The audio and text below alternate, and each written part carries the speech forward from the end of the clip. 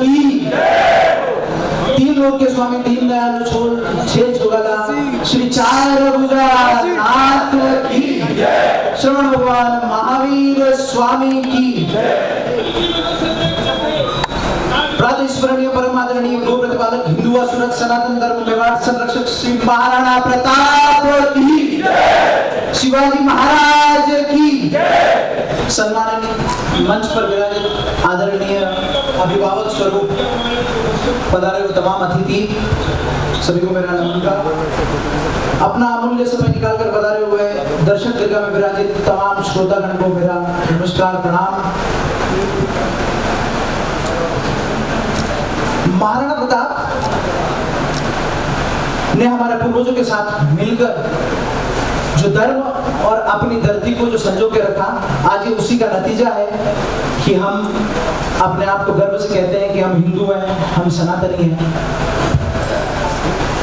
समय इतिहास दोहराता है, आज वो घड़ी है तब महाराणा प्रताप थे और आज महाराज कुमार विश्वनाथ सिंह जी मेवाड़ है। फर्क इतना है, तब राजतंत्र था और अब लोकतंत्र है। आज पुनः वो दौर आया है जब धर्म की रक्षा हेतु,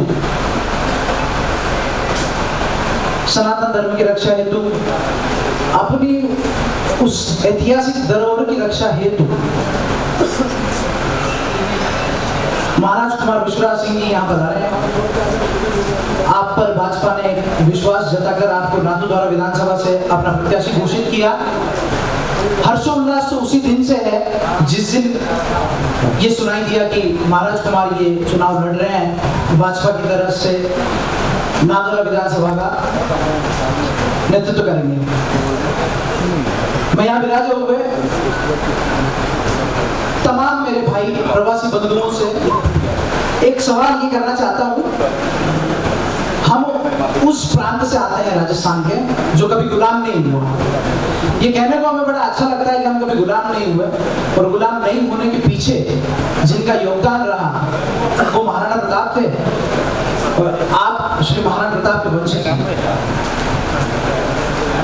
कन्हैयालाल हत्याकांड आज भी हर सनातनी को वो आघात कभी भुलाया नहीं जाता, सबको वो दुख हमेशा है। दुख का कारण क्या है, इस पर हमने कभी अमल नहीं किया।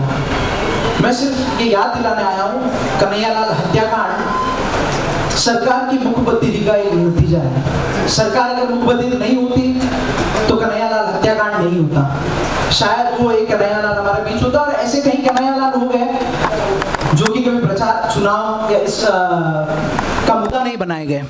हालांकि ये मुद्दा नहीं है, ये एक दर्द है जो कि मैं आपके सामने रख सकता हूँ। मंच है और आप बैठे हैं इस प्रकार की बात सुनने के लिए। आप चुनाव लड़ रहे हैं, महाराणा के वंशज हैं, इन सब से परे आप एक ईमानदार और सुशासक हो सकते हैं, इसकी जिम्मेदारी हमारी है।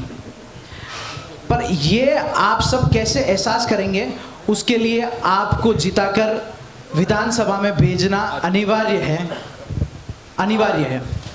अन्यथा महाराणा पधारेंगे चुनाव के बाद और समोरबाग विराज जाएंगे और आप कहेंगे कि सुनाई तो ये भी दे रहा है कि जैसे महाराणा थे तो अब तक क्यों नहीं आए, अब तक क्यों नहीं आए, दायित्व इस प्रकार का कोई था नहीं, और अगर जहाँ उन्होंने किया है वहाँ हम नहीं थे। तो एक विधायक का दायित्व होता है, विधायक बनने के बाद में वो अपनी जनता का स्वामित्व स्वीकार करते हैं और अपनी जनता की रक्षा के लिए हमेशा, या जनता की परेशानियों के लिए हमेशा जनता के बीच हाजिर होते हैं। राजतंत्र खत्म होने के बाद में महाराणा उपाधि है, संरक्षक हैं मेवाड़ के, इससे अधिक और कुछ भी नहीं था। तो इस प्रकार का सवाल करना ये भी हमारे लिए उचित नहीं है कि अब तक कहाँ थे। तो मैं सभी मेवाड़ी प्रवासी बंधुओं से निवेदन करूँगा कि महाराणा आज पीले चावल लेकर आप सबके बीच समक्ष उपस्थित हुए हैं। आप ये स्वीकार करें। ये स्वीकार करने के बाद आप ये प्रयास करें कि ज़्यादा से ज़्यादा संख्या में आप आपके मित्रों को, आपके परिवारजनों को, सबको प्रोत्साहित करें कि कैसे न कैसे एन केन प्रकरण अगर हमारी तरफ से कोई व्यवस्था होती है, उस व्यवस्था का अगर आप फ़ायदा ले सकते हो तो, या अपनी स्वयं की व्यवस्था से अगर आप पहुंचना चाहते हो तो सभी का स्वागत है। और ये चुनाव महाराणा महाराज कुमार विश्वराज सिंह जी नहीं और हम लड़ रहे हैं, साख नाक और मेवाड़ के पगड़ी की बात है।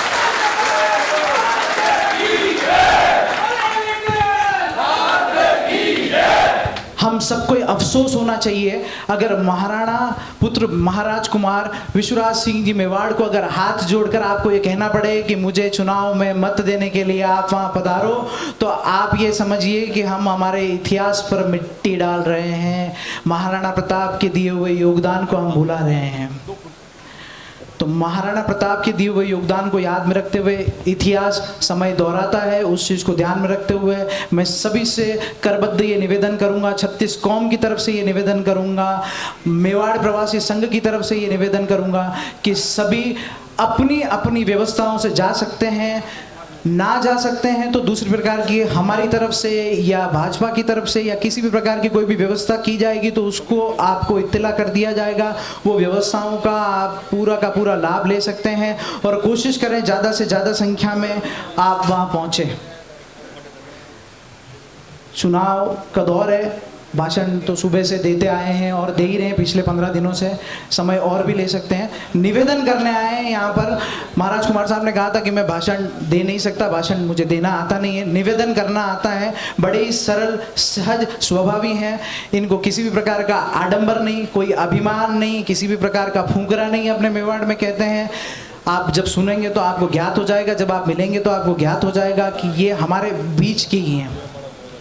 आपको एक संशय होगा कि नहीं महाराणा है तो हमको इस प्रकार का रखना होगा, उस प्रकार का रखना होगा। ये आपके साथ ज़मीन पर बैठ सकते हैं, आप कहेंगे तो कुर्सी पर बैठ सकते हैं, आपके साथ माचे पर बैठ सकते हैं, आप जहाँ बुलाएंगे वहाँ हाजिर हो सकते हैं।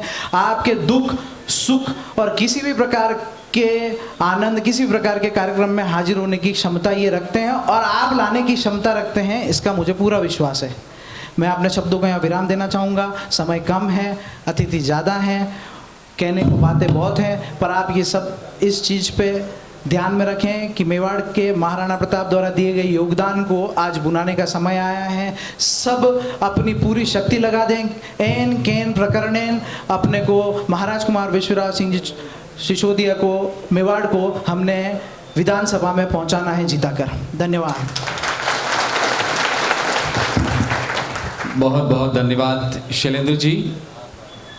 मैं अपनी टीम से अनुरोध करूंगा कि हमारे जितने पदाधिकारी हैं इस मंच पर विराजित सम्मानित बंधुओं का मेवाड़ की पगड़ी और दुपट्टा पहनाकर अभिनंदन करें। सभी ऊपर आ जाएं। जितने भी हमारे विशिष्ट अतिथि हैं उनका अभिनंदन आप कार्यकर्ता लोग पगड़ी और दुपट्टे के माध्यम से वहां से शुरू हो जाएं।